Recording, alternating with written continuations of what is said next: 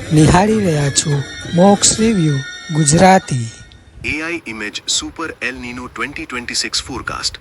ભારત હાલમાં વિશ્વનો સૌથી ગરમ દેશ છે, જ્યાં એપ્રિલ મહિનામાં જ તાપમાન 43 થી 47 ડિગ્રી સેલ્સિયસ સુધી પહોંચી ગયું છે.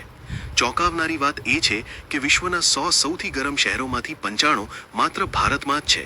ભારતીય હવામાન વિભાગના નકશામાં પણ દેશનો મોટાભાગનો હિસ્સો લાલ રંગમાં જોવા મળી રહ્યો છે, જે ગંભીર હીટ વેવની સ્થિતિ દર્શાવે છે. ગ્રીનહાઉસ વાયુઓના ઉત્સર્જનને કારણે ગરમીની આ લહેર વધુ લાંબી અને ઘાતક બની રહી છે. Photo IMD.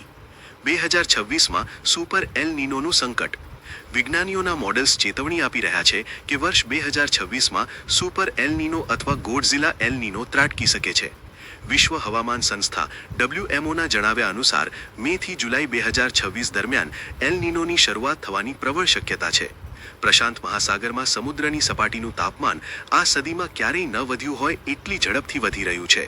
આ સ્થિતિ વિશ્વભરના હવામાન અને વરસાદના પેટર્નને સંપૂર્ણપણે બદલી નાખશે તેવી ભીતિ સેવાઈ રહી છે.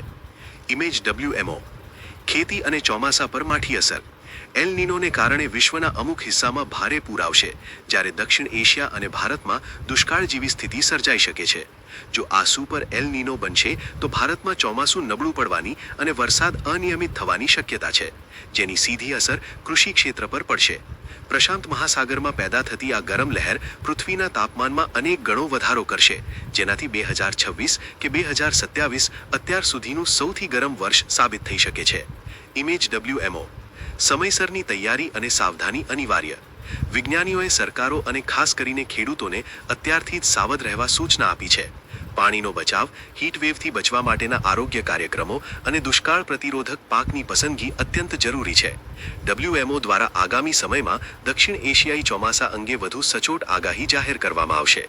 માનવ સર્જિત આબોહવા પરિવર્તન અને એલ નીનોની સંયુક્ત અસરથી બચવા માટે અત્યારથી જ લાંબા ગાળાનું આયોજન કરવું અનિવાર્ય બન્યું છે.